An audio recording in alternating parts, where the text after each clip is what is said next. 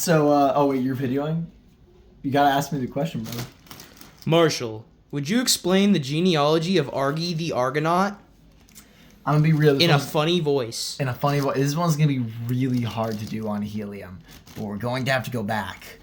Way back.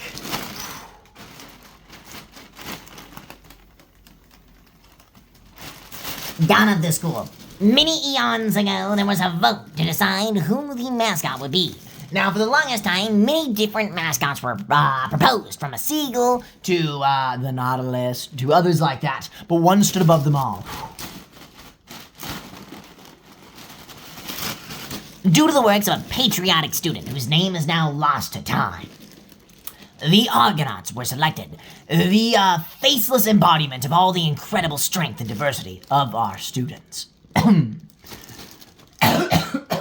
Now, versions of Argie come and go throughout this time. This is pre-brand unification, right? But we do have photos of one mascot costume.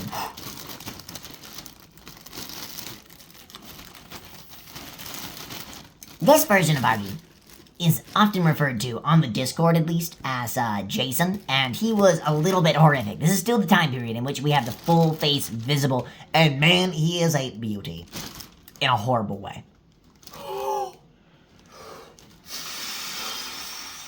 Second one. The second Argie comes along in 2011, built by the theater department.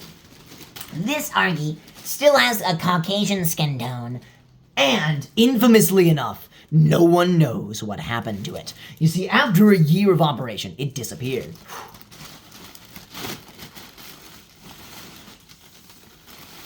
Now we've asked the former Argies, we've asked the people who made it, we've asked administration, but around the time of brand unification, the entire thing disappeared, excluding its disembodied hands.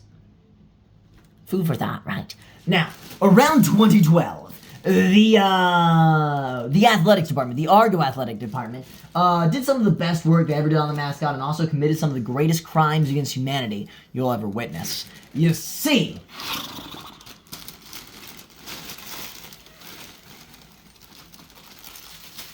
this is the genesis of our modern Argie, created by the Olympia group in the mascot form we see today. They also generated many of the modern graphical interpretations of Argie. It is around this time that shortly after the Olympia group creates Argie the Argonaut in the mascot form, we see the skin tone of Argie in graphical form switch to slate gray for unknown reasons. Now, this is generally considered a genealogical split, and many modern student interpretations of Argie are in fact split-offs of the mascot mainline Argie, due to his Mediterranean skin tone and the fact that we are interacting with him a lot more. But look at any of the logos, you'll see the official PNG of the current Argie is actually gray. Now, beyond this, you might think, wait a second, Marshall, student interpretations?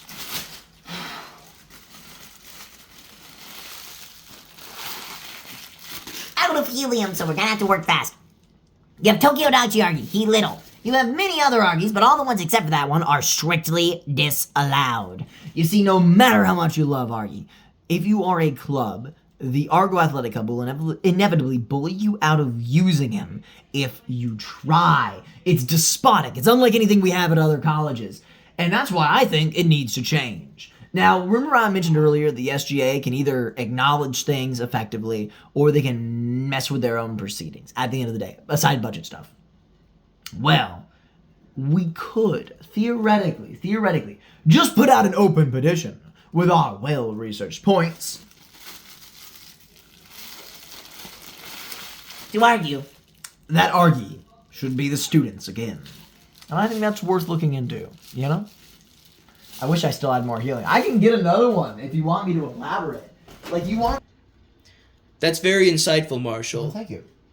Now, about those Florida gorillas. Oh my gosh, brother. We actually, one second, I'll inhale. Because this is actually interesting. There are many different endangered species here in Florida. But I must admit, gorillas are sadly quite extinct in the area. Though primates are native to the Americas, you sadly can't find them here. Though if I ever get my hands on one, I assure you, my brother, I will release them immediately onto the Edward Ball Nature Trail. Now, you see,